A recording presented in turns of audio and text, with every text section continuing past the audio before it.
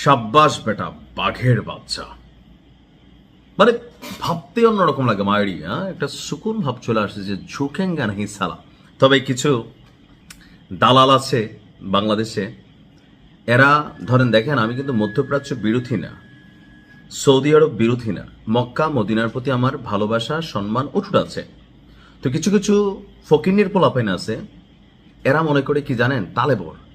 ওই বাংলাদেশে 2 লক্ষের উপরে অনুসারী আছে না, বিভিন্নভাবে ধর্মকে বিভাজিত করে তরিকা বানায়া এরা খালি বলে ভাই তুই ইরানের দালাল, তুই এটা তুই সেটা, আমার গুনিয়া টানাটানো করে 2-1 ফকিন্নির বাচ্চাটা আমি দেখছি। তো এদের উদ্দেশ্যে বলি আর কি, যে টানতে পারবি, তোর হ্যাডম নাই আমার সামনে এসে কোনো কথা বলার, যদি থাকে এক বাবার জন্মের হয়ে থাকিস আইসা কথা বলিস। ভাই পিছনে নাইমরিনে অনেকেই কথা বলে, ইরানকে নিয়ে যেমন আমি ঝুঁকবো না, ব্যক্তি জীবনে অনেক ক্ষেত্রে কিন্তু ঝুঁকি না, ঠিক আছে, ভদ্রতা নম্রতা এটা আমার বৈশিষ্ট্য। কিন্তু খেয়াল রাখতে হবে আমরা কেন মধ্যপ্রাচ্যের আরব শেখদের বিরোধিতা করি। কারণ ইরান একমাত্র রাষ্ট্র, শিয়া সুন্নি, বেটা তুই মুসলমান হইয়া মুসলমানের বিরুদ্ধে 14টা কথা কস, তোর মতন মুসলমান সুন্নি হইলে কি আর শিয়া হইলে কি, তুই তো বেটা মুনাফিক, তুই তো মুনাফিক। আমি চিনি তো তোরে, না তাই না? এরকম কয়েকটা আছে, আমার ফেসবুক ফ্রেন্ড লিস্টেও আছে। এদের বক্তব্য আমি শিয়াদের দালাল। ভাই আমার কখনো দেখছেন এই ধরনের? আমার কথা হচ্ছে মধ্যপ্রাচ্যে ইরান একটা বাঘ, এই বাঘ শিয়া সুন্নি মতভেদ এটা যার যার ইচ্ছা। কিন্তু আমি কি ধর্মীয় কোনো ইস্যুতে ইরানকে সাপোর্ট করে যাচ্ছি?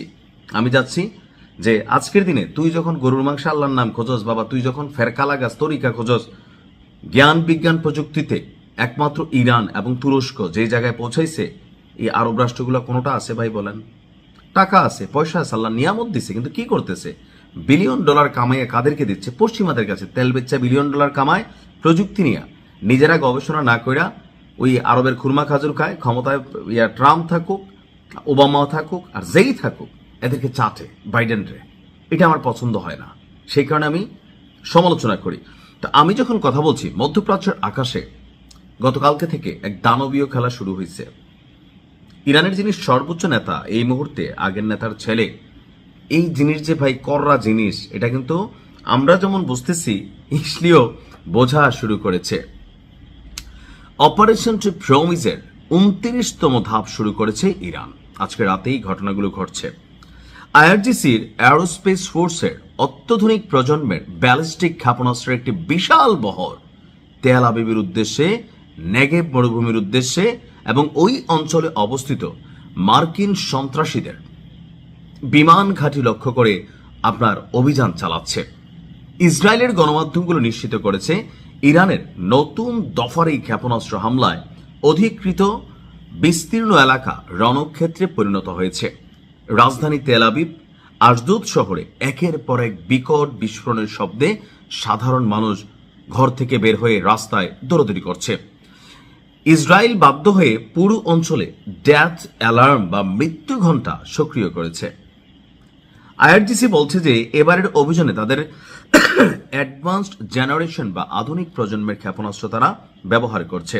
তাদের লক্ষ্যবস্তুর প্রধান তালিকায় প্রধান বাণিজ্যিক এলাকা, নেগেভ মরুভূমিতে থাকা ইসরায়েলের গুরুত্বপূর্ণ সামরিক এবং পরমাণু স্থাপনা এবং মধ্যপ্রাচ্যে মোতায়েন মার্কিন সামরিক ঘাঁটি।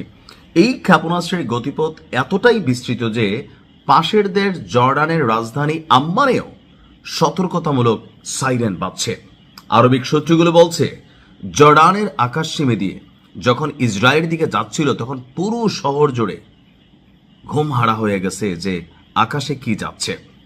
তো এখন আমরা যখন বলছি, নিউজটি করছি, তেল আবিবে ভয়ে থরথর করে কাঁপছে, নেগেভে আগুনের বৃষ্টির মতন ক্ষেপণাস্ত্রগুলো ঝরে ঝরে পড়ছে। নতুন নেতা কথা দিয়েছে খেলা হবে। ভালো থাকুন।